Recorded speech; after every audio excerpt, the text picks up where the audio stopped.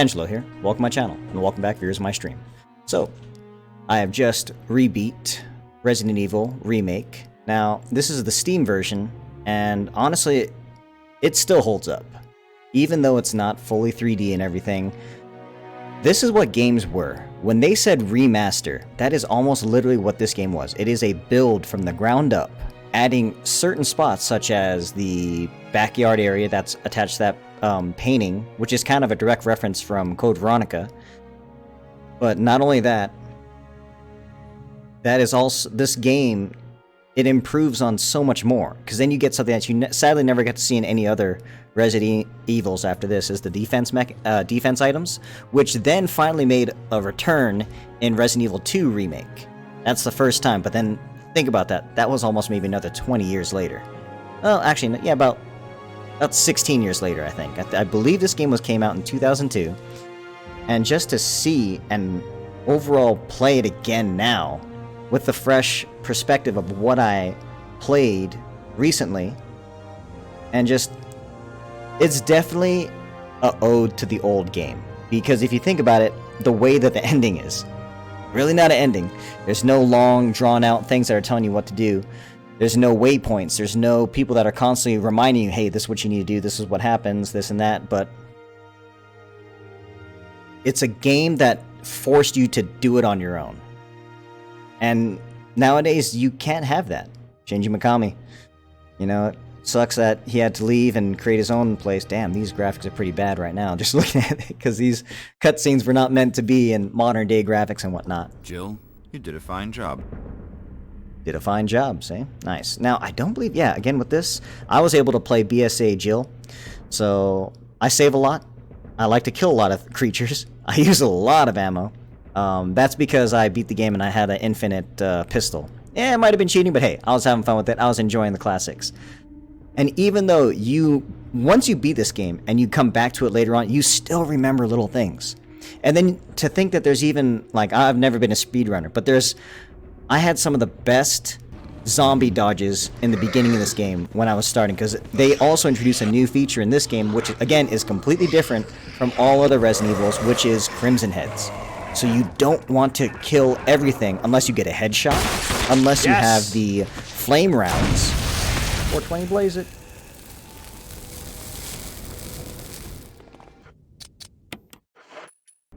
Or you have the canteens, and you gotta burn them. And when you burn them, you only have X number of canteens and refills on that canteen that you can get. So what you want to do is be able to go out and like down 2 of them at once and get like a twofer. And that way you don't have to worry about it. Or just get a lucky headshot and you're good to go. Oh, well. But yeah, 5 hours 48 minutes. May not seem like a very long game, but this is Jill's version. Then you can play as Chris's version. Not to mention, I also was able to find this mod that allowed me to listen and play through it with the classic 1996 or 1997 voices from the PlayStation 1 game. Which also, if you think about it, the Chris Redfield voice actor, that's the same one as Richter from Castlevania Symphony of the Night. You know, the old Dracula scene and Die Monster. You don't belong in this world. You don't belong in this world. Tribute? You steal men's souls and make them your slaves. Perhaps the same could be said of all religions. Your words are as empty as your soul. Mankind ill needs a savior such as you. What is a man? A miserable little pile of secrets. But enough talk. How about you? Yeah, that scene. That's Richter. That's who Chris Redfield was. It's too good. It's too good, man.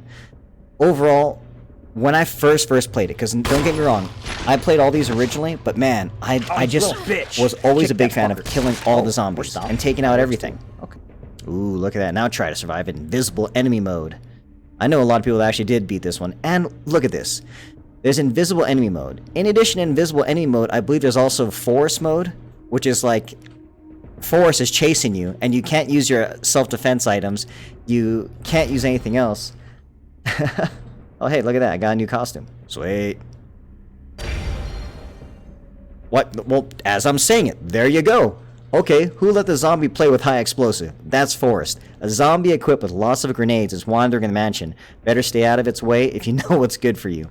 Now, technically, by going against this guy, you shoot him, he blows up, kills you, destroys the house.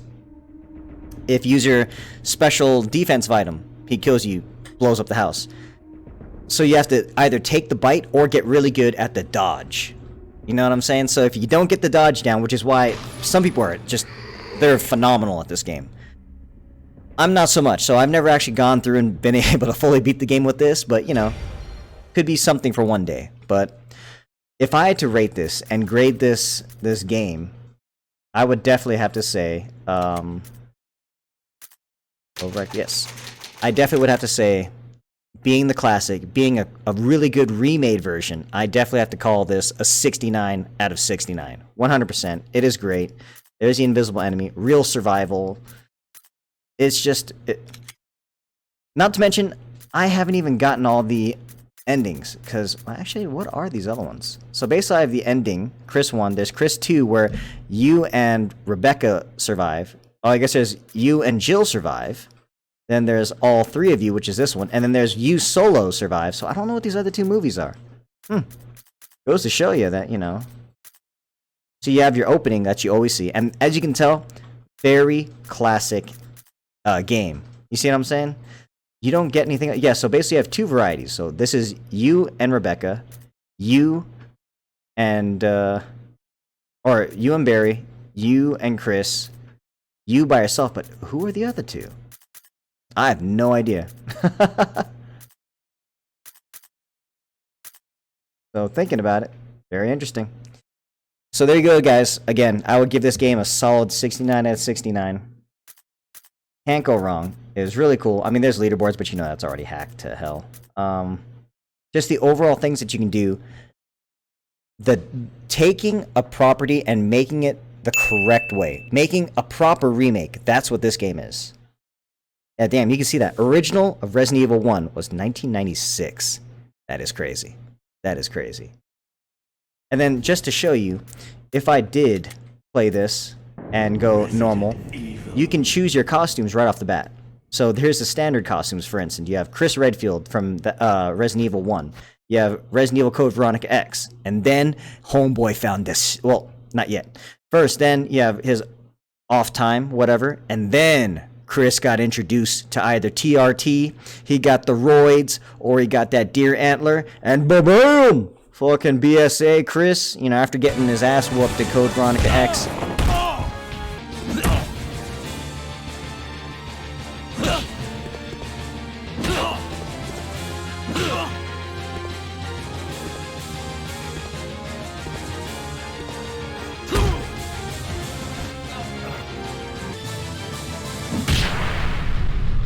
He realized he needed to get some of the fucking gains. So there he is. And then Jill, of course, the standard RPD Jill, classic, beret. This actually makes more sense because before she just had like a shirt with those little shoulder pads, but I guess technically you could say it's part of a harness. So, like her vest kind of thing. Then you have the Sarah Connor / Linda Hamilton look. Aha, there she is. Resident Evil 3, baby. And then the one that I played as, BSA Jill. Costumes, on point. Look at that. You just have so many options. Modern games nowadays, they don't give you that anymore. You don't have this ability to unlock stuff. Instead, you know what it is? It's DLC. It's DLC, you have to pay for it. And it's really sad. By the way, that's Chris's lucky penny in there. little things, huh? Interesting, huh? So there you go, guys. Again, I give this, because what it did, it moved everything forward. Without this game, Resident Evil technically wouldn't have gotten to the place where it got to. But for sure, this is how you do a correct remaster. Remaster. Not only is it a remake, it is a full well, I guess it's more of a remake than a remaster. Because a remaster is you take what is existing and you polish up some of the polygons and everything. This is a remake. They remade it from the ground up.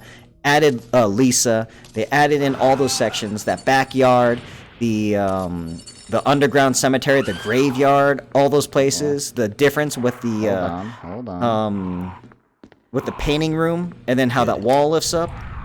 Come on, man. If you want a classic, and you want to not have your eyes bleed by looking at what the original was, this is what it is. The only thing that was missing in this game, though, was not having that classic intro. It was like, dun, dun, dun, dun, dun. Man, that shit was too good. That shit was too good. But there you go, guys. That's my retro review for Resident Evil Remake. Barry Burton.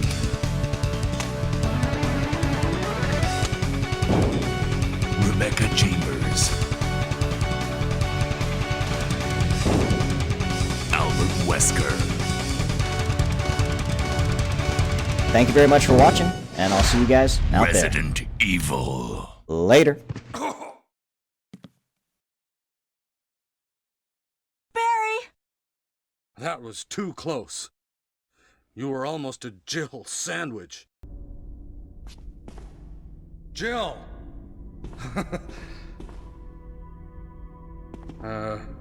Look, Barry! Jill, I'm sorry. I was really careless. You're so cruel.